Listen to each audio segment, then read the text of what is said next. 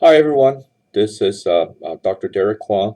I'm your instructor in ISM6026, the Management of Information Systems and Technology class.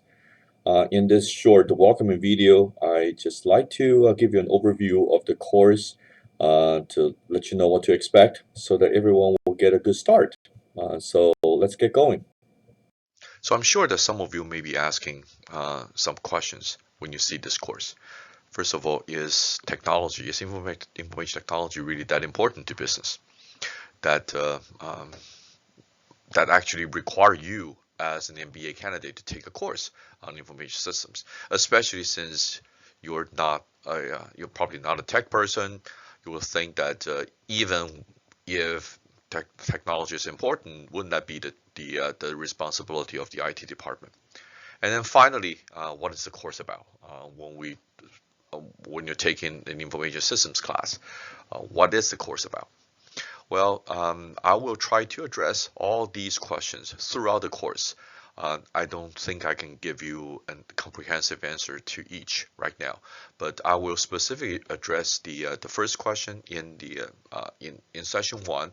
I'll also give you some insight into the answer to to the second question, but I will talk about how this course fits into the whole MBA curriculum, and then I will give you an overview of how the course is structured.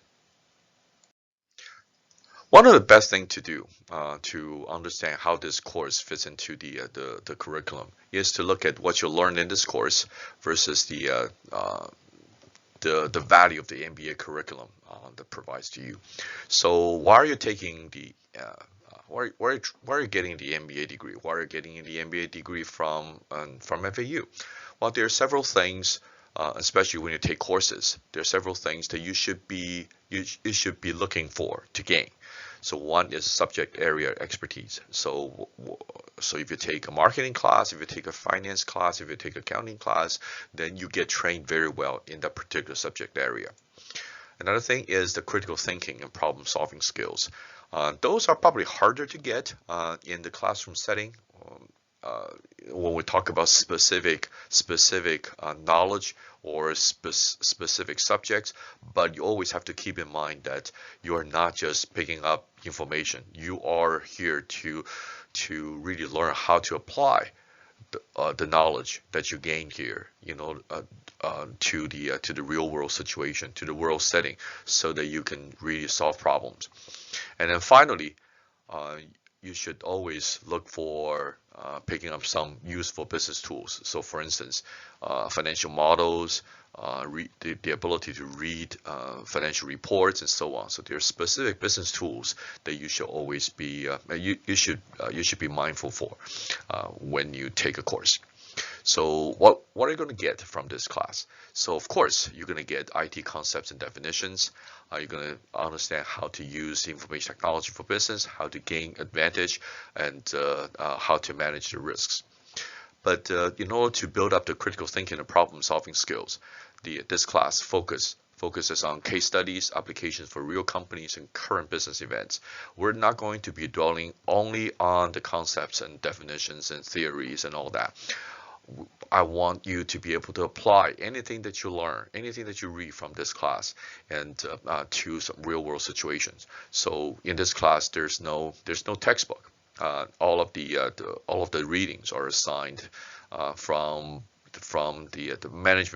management journals such as Harvard Business Review, MIT Sloan Management Review, and all other and trade journals. So I want you to be able to understand how you can really apply everything that you see that you learn in real companies.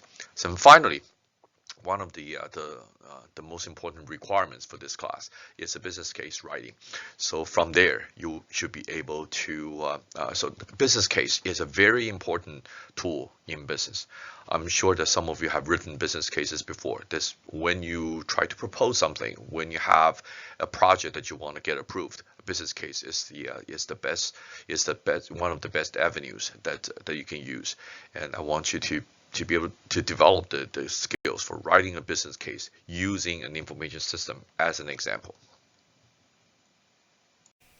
So when you first get into the course shell on Canvas, this is what you will see. And the first thing I would like you to do, if you haven't done so already, is to go to your account by clicking here, and then set up your account profile and put up a picture, and also make sure that you put receiving notification by email or by text when there's an announcement, because that will be my main way of communicating with you. So coming back to the course, you see that front and center, there's a schedule right there. So you will see each week what's the topic and also the assignment and due dates. And if you scroll down, you see my information, the tech support, and also some information about getting a free Microsoft Office if you haven't done so already. The next tab is the syllabus. Actually, once I put up the first announcement, you will see the announcement as a second tab. But right now, the second tab is syllabus. If you click on syllabus, you can download the full syllabus from here, or the main part of the syllabus is all captured on this page. One thing about syllabus is that I try to follow the syllabus as strictly as possible. So I would certainly recommend you to go through the syllabus at least once to know what the rules are, because they're usually pretty important. All of the learning the learning content will be in the modules. So if you click on the modules, then you will see that all the sessions are set up, although you can't see all of the sessions for now, because in the beginning, unless you complete the orientation test with a perfect score, you will not be able to see the rest of the sessions. And also the sessions are open weekly. So when session 1 is available, then session 1 will be open, and so on.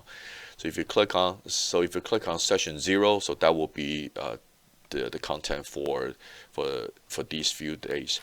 And if you want to go back to session, you see that there's an FAQ, there are general questions forum, and then there are current events that in case that you want to post anything, and that will be really useful. And there's an assignment tab, and of course there's no assignment for now, but whenever there's assignment with a due date, it will show there. And also you will be able to see your grades at all times. Well, one thing I strive for is consistency, because I want to make this site, this course site, as easy to use as possible, and certainly you don't want to keep learning when pages change from week to week. So when you get to the first session, and you will see that every single session will have the same structure. So once you see the first session, you will be able to anticipate where you're going to find things and what content is going to be there. So when you go to session 1, which starts on Tuesday, then it will look like this. Of course, some of the buttons you will see differently, because this is an instructor page. On your page will look a little different, but the content will look the same. So for every session, there will be an overview of the session that talks about the learning objectives and assignments and assessments, and then I'll give you the required readings.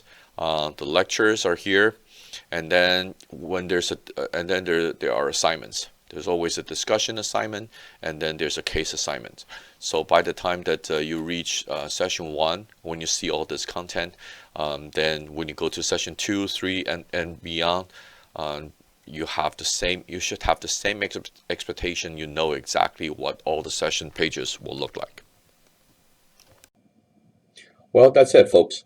In this short session 0, you should do as much as you can to make yourself familiar with the whole course structure, read through the syllabus and the session materials and schedules and everything, and acquire the necessary materials. And but don't forget to complete the orientation test, because you have to gain 100% in order to see the future learning sessions. So hopefully you'll get yourself ready for the exciting content to come up, and we'll all have a great semester.